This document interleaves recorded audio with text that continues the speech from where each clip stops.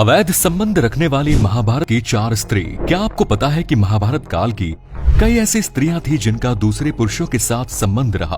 तो अब आप सोच रहे होंगे कि आखिर वो स्त्रियां कौन कौन थी। तो चलिए हम आपको बताते हैं। महाभारत एक ऐसा ग्रंथ है जो अपने आप में कई रहस्यों को समेटे हुए है। कौरव और पांडव के बीच हुए कुरुक्षेत्र के युद्ध के बारे में तो हम सभी जानते हैं, लेकिन इसके अलावा भी इसमें कई रहस्य छुपे हुए हैं और उन्हीं में से एक रहस्य उन स्त्रियों से जुड़ा है जिन्होंने अनैतिक संबंध बनाए। सबसे पहले बात करते हैं हस्तिनापुर नरेश शांतनु की पत्नी सत्यवती की।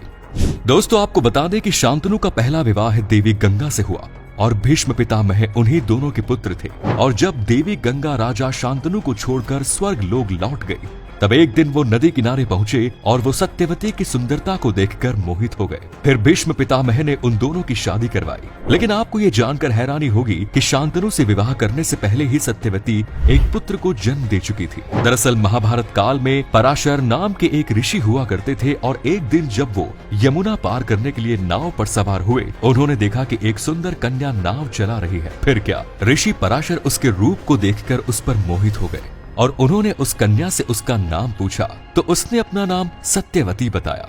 फिर उन्होंने सत्यवती से प्यार करने की इच्छा जताई, लेकिन सत्यवती ने ये कहते हुए उनके इस आग्रह को ठुकरा दिया कि ये तो धर्म के खिलाफ है। विवाह से पहले मैं ऐसा अनैतिक काम नहीं कर सकती। लेकिन पराशर ऋषि नहीं माने और उससे बार बार प्यार करने का निवेदन करने लगे। तब अंत में सत्यवती ऋषि पराशर से संबंध बनाने को तैयार हो गई।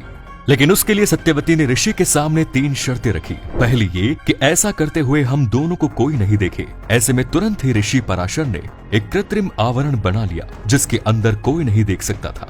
दूसरी शर्त ये थी कि संबंध बनाने के बाद भी वो कुंवारी बनी रहे।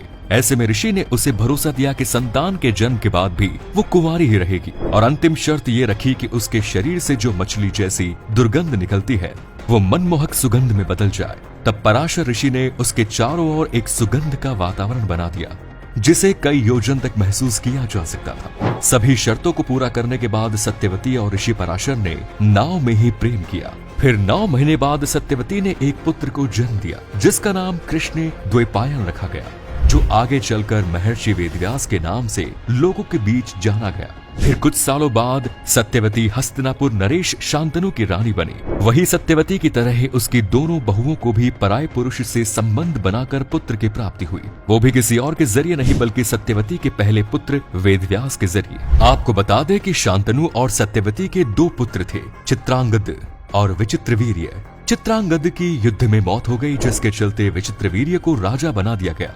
विचित्रवीर्य की 2 पत्नियां अंबिका और अंबालिका थी। विचित्रवीर्य को दोनों से कोई संतानें नहीं हुई और वो भी चल बसा। उस वक्त पुत्र मोह में वंश की रक्षा के लिए सत्यवती ने अपने पहले बेटे और अंबिका और अंबाली के जेठ ऋषि वेदव्यास को याद किया।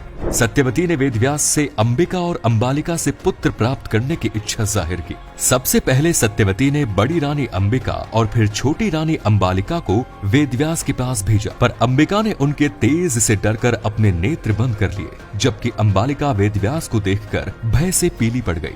वेदव्यास लौटकर माता सत्यवती के पास आए और उन्होंने कहा कि माता अंबिका को बड़ा तेजस्वी पुत्र होगा, लेकिन नेत्र बंद करने के दोष के कारण वो अंधा होगा, जबकि अंबालिका के गर्भ से पांडु रोग से ग्रसित पुत्र पैदा होगा। ये जानकर के माता सत्यवती ने बड़ी रानी अंबिका को एक बार फिर से वेदव्यास के पास जाने का आदेश दिया। इस बार बड़ी रानी ने खुद न जाकर अपनी दासी को वेदव्यास के पास भेजा।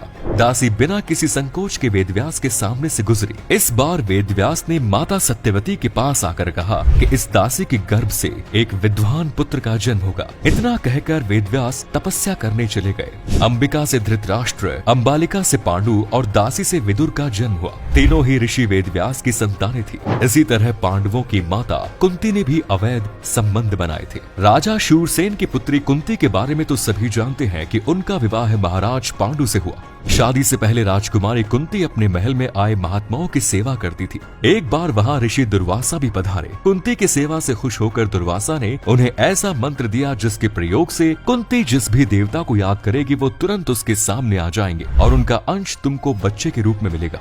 एक बार कुंती ने ऋषि दुर्वासा द्वारा दिए गए मंत्र को परखा और सूर्य देव को याद किया। फिर क्या होना था। ऋषि दुर्वासा के कहे अनुसार सूर्य देव ने अपने अंश के तौर पर एक बालक को कुंती की गोद में दे दिया। वो बालक कोई और नहीं कर्ण था।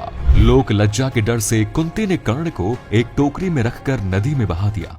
इसके बाद राजकुमारी कुंती की शादी पांडु से हुई। पांडु को एक श्राप मिला जिसकी वजह से उनकी कोई भी संतान नहीं थी।